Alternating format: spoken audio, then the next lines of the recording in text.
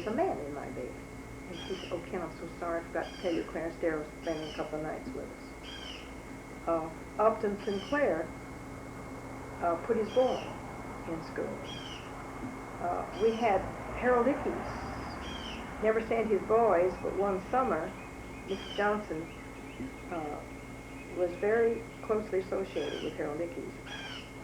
And from my reading, I believe Harold Ickes was probably the only real environmentalist that was ever head of the environmental business. And Ken spent a summer in the Harold Ickes family. Also, she was Mrs. Johnson was closely associated with some very good camps, summer camps. And one of them was Adventure Island in Fish Creek, Wisconsin.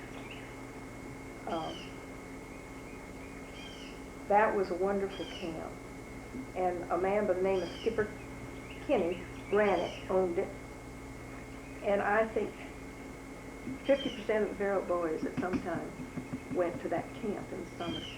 And that's where they became had so much expertise in boat building. That's where they built their kayaks. And in fact, the Dream Girl was built up there, which was quite an impressive sailing boat. And a friend of mine, a young man that I graduated with, actually came down the Mississippi with that in that boat and brought it into Mobile Bay. Boating was just a part of our lives, girls too. A lot of outdoor sports, but no competitive sports, so to speak, and no Mrs. Johnson Ford, boxing, football. Now, she believed in basketball in those years, but Ken used to say, but basketball in the 80s is not the basketball we play. It's gotten very rough and competitive. And the Cardinals were organic school teams. We cheered and we went, but we still didn't have that winning. Was not the priority. It was so ingrained in us that the fun of the game was important, that I think our boys really blossomed. And I remember they were so precious when our boys, and this is well after Aunt Mary's death, and when our boys, they both played basketball very well. And there was a real slow, clumsy boy, and I guess he was about a junior, but he wanted to play on the team, and so he played on the team. And when our boys were well ahead, which was so often true, they very quietly brought him in. He always got to play a bit. And he never, I don't think Bill ever realized that they were just bringing him in because they knew they still were going to win the game, which was all right. But they were so kind in the way they did this. They never put the high score above the empathy for the one that didn't play so well. I think, Mark, the thing that I got most and appreciate most from that whole philosophy was somehow you acquired reverence for life.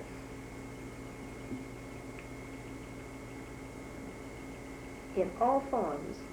And this was probably, of all the beautiful qualities that my husband had and demonstrated, lived, I think that was the quality that stood out most about him. And recently, I was up at Westminster, and I took a friend. I thought my friend might be interested. This is one of those retirement situations. And as we had spent this lovely day in the lunch, and they'd seen all the premises, there were half a dozen or so.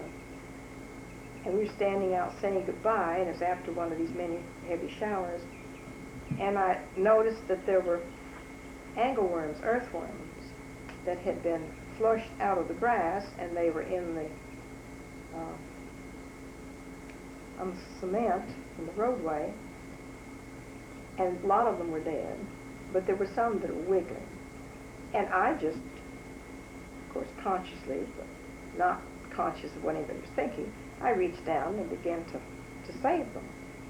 And I would put them into the grass. And one of the women said, "Ooh, those might be snakes." I said, "No, they're earthworms." "Well, what are you doing?" And I said, "Well, they're in their wrong environment. They'll die in the cement, on this hot cement. And in the grass, they will be where they should be, and they're very beneficial to us." And another one of the women said, "She's concerned about worms. I'm concerned about mankind." This hurts.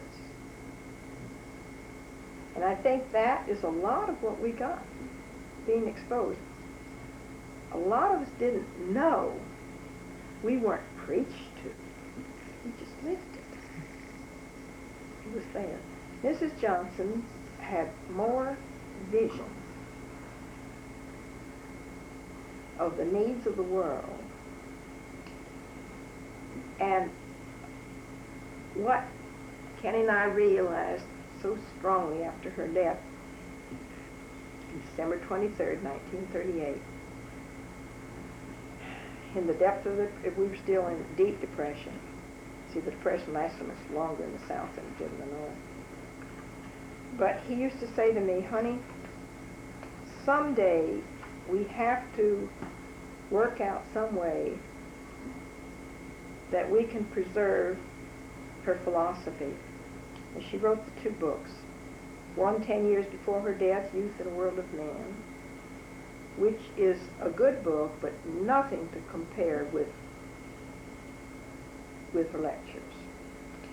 Her second one, she really didn't finish, but she had the manuscript, 30 Years with an Idea.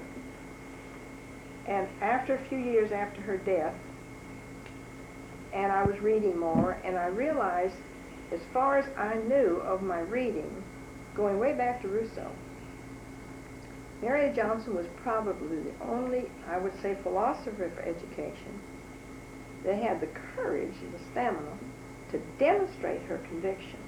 Now, she wasn't staid. She wasn't fixed, because she said many times in her last few years, "Dot and Kenny, we need to look at our curriculum." She would have applauded computers, but she would have seen to it that it was a tool for the end and not, she would not have changed the development and the philosophy and the caring of the development of the child. But she was quick to respond to a change of what we needed to be given the child to meet the world's need, but not at the expense of imprisoning them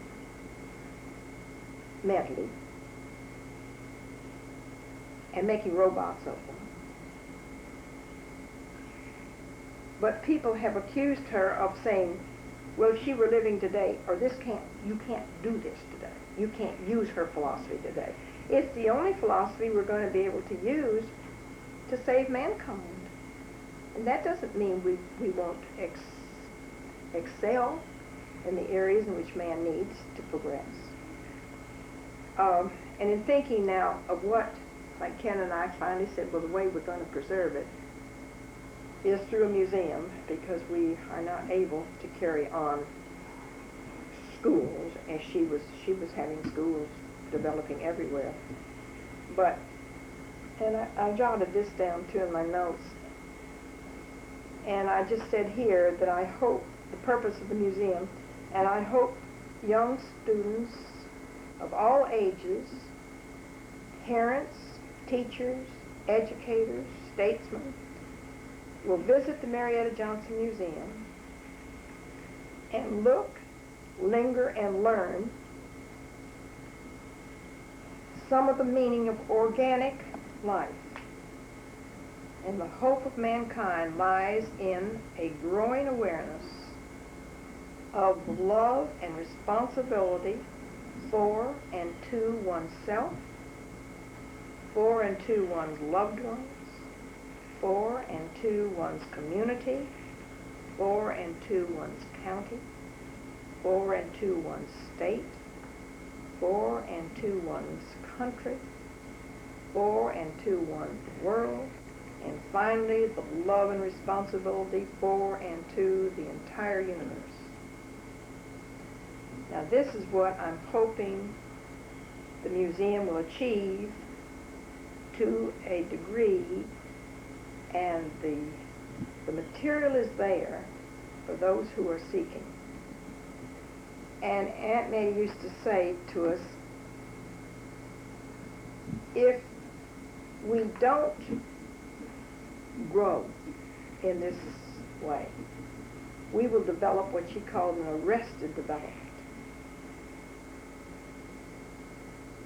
And I see arrested developments all around me. And we've got to break that. We have to make man aware of his love for himself and his responsibility to himself, and then until we encompass the entire universe.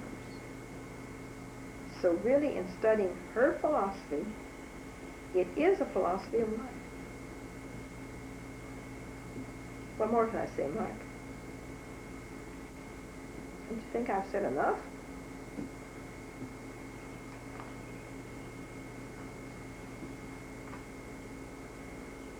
You're just picking my brain, look at you.